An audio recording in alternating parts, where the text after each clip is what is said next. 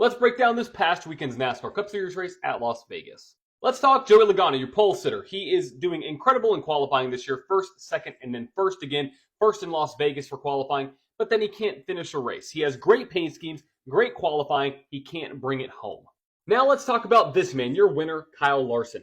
He dominated, leading over 180 laps. He was the fastest car all day, and there was really no looking back. His closest competition was this guy, who actually needed help from this guy at one point in the race. Between stage 2, stage 3, I can't really remember when it was, this man was 13 laps down. He then went ahead and literally pushed on the straightaways, Mr. Tyler Reddick to the back bumper of Kyle Larson. I gotta say, great teamwork from the teammates and the Toyota drivers. I think it was a great attempt to get Reddick up to the win, which obviously proved Reddick was the strongest possible contender that didn't have any mistakes, basically. And what that means is this 2311 Camry is getting closer, very close to beating out Hendrick Motorsports on mile and a half.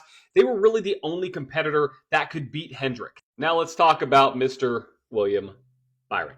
When I saw this, I was just completely so sad because I am a William Byron fan, and I don't know why I'm off to the left now. That's weird. There we go. I'm back in the middle, just like this trash bag was. Come on, who let a trash bag out in the middle of the track? Didn't cause a caution. I mean, look how big that thing is. Apparently, William Byron's temperature got up to 350 degrees in the car. That is water temp, I believe. Water temp got to 350 degrees.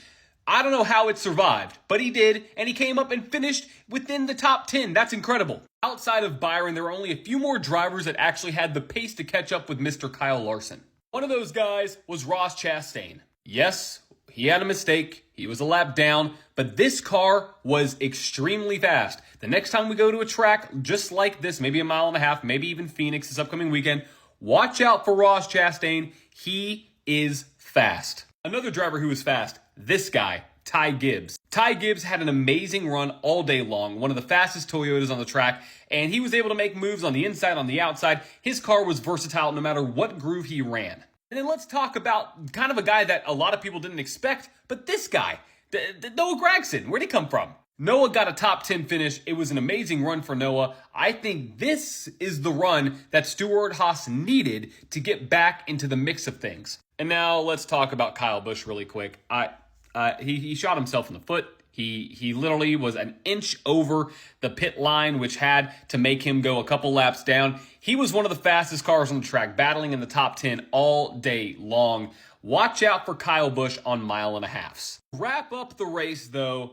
Kyle Larson is an amazing driver at Las Vegas. This HendrickCars.com Chevrolet is incredible at mile and a halves and tracks just like this, so look out for him at Phoenix. Now, the big thing is, what I did know that Cliff Daniels noted was that the gap has closed between him and other drivers. And since the gap has closed up, look out for Reddick, look out for Busch, look out for Gibbs, look out for Chastain to get up closer to the front in these mile and a half style tracks where handling matters, where tires matter. You're going to see these guys, especially the Toyotas. I didn't mention this, but the Toyotas were very, very strong on long run speed. That is how their cars were built, to be able to withstand all the pressure, everything going on with the car, and be better on the long run. So watch out for Tyler Reddick, Denny Hamlin, Ty Gibbs, Truex, all those guys on long runs to be able to potentially beat out Hendrick Motorsports and the Chevys.